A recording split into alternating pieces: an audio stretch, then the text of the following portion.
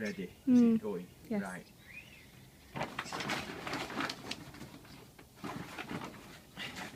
Ta-da! You don't look too impressed. Right, so this is one of my next projects, this A-series engine for the Morris Minor. We picked it up because I did want a spare engine, because the one in the car is badly worn, so it's going to have to come out at some point.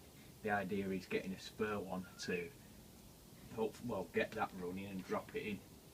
So this one we picked up, it's an 1100 because it's stamped on the block, which is ideal. It's full of oil, and that's quite clean actually. It's not bad at all, the oil. So that's a promising sign. Although when we first tried to turn it over, it wouldn't complete a full revolution, so something was amiss. Now I've got umpteen other more important things to do, but curiosity got the better of me, so we started dismantling it to find what was amiss. We suspected it was a stuck valve, just purely because it's been standing outside for so long. It's got these lifting eyes on, which was nice to get. That's a bonus, even though you shouldn't lift it by the rocker cover, because the weight of the engine can bend these bolts, these studs. So if you come in here and look inside, this is what we found.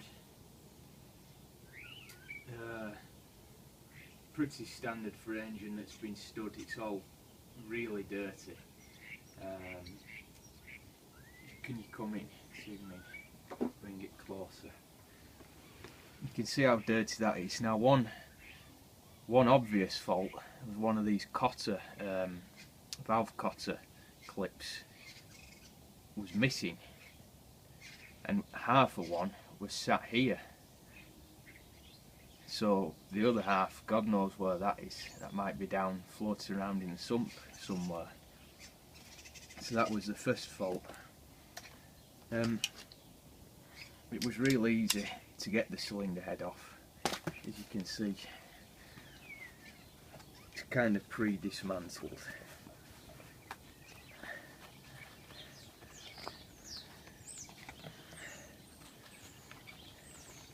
The size of these is 9/16 AF. You can see the corrosion on the studs here. There was no way the nuts were coming off, so they brought the studs with it. So I'll have to free that up, try and see if we can separate those two.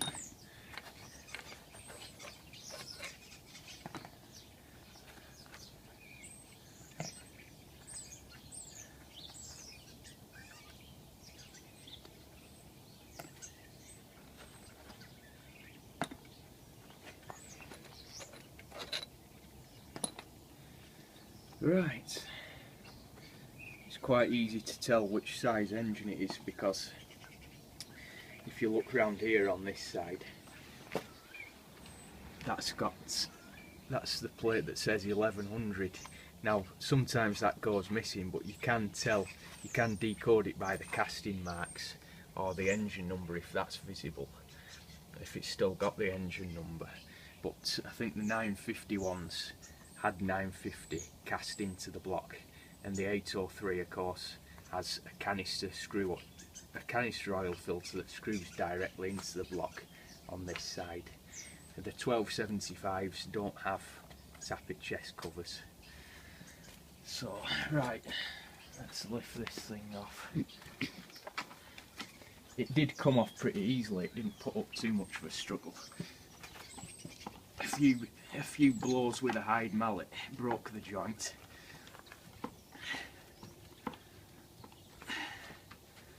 But it seems to have settled again a bit.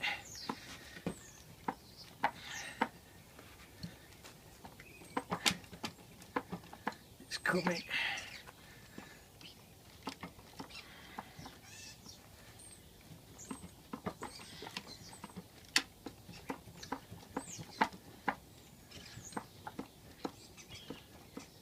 Come on.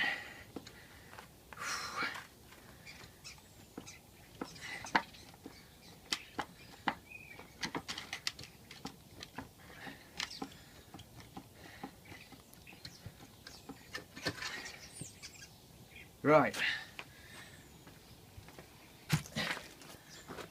So obviously the first thing you can see, the bore's full of debris and rubbish, lots of rust and corrosion. I removed the push rods because when I first took the head off, of course some of the push rods come up with the cylinder head. Now it's imperative to keep the push rods in order, so pierce them through a bit of cardboard or something to make a stand, and note the order down. So from the front of the engine you start 1, 2, 3, 4, 5, 6, 7, 8, so then you can put them back in order. I'm not dismantling much else because there's no point, things could start getting mixed up, but I was curious to see what the fault was. Now it does turn pretty damn easily now, so the bottom end I'm hoping is alright. There's just, the bores are really good, there's no ridge at the top. I'm hoping with a clean up that this will run again and it'll be alright.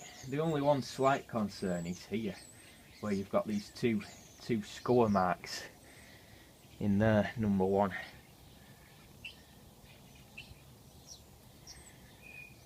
And you can just catch them with your fingernail, so I'm wondering what's going on there, if it's a piston ring or something.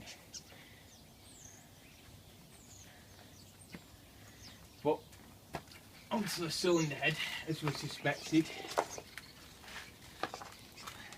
That's our culprit there.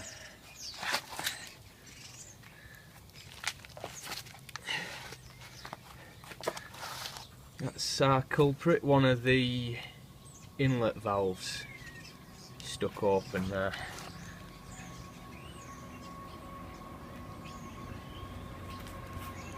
So that needs attention.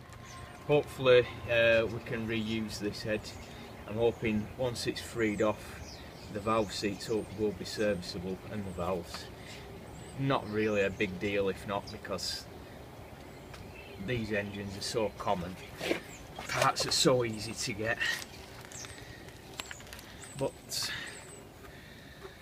that is the plan anyway, to clean it up and try and get it running, which I'm sure it will, because they're a really simple engine. You can see, if you come round here, it took the tappet chest off as well, because when you take the push rods out, sometimes the cam followers come up.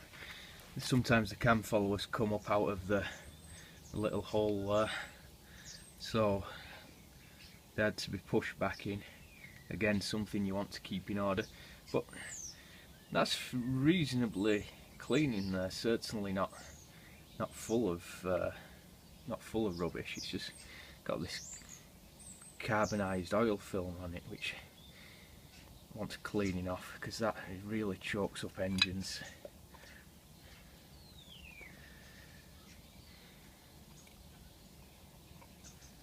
So that's it for now. Over the next couple of months we'll carry on dismantling it, clean it up, drain the oil, take the sump off, inspect the bearings, etc., and assess what needs doing. But so far I'm very pleased with that, very pleased indeed, and eventually we'll get it running. Right.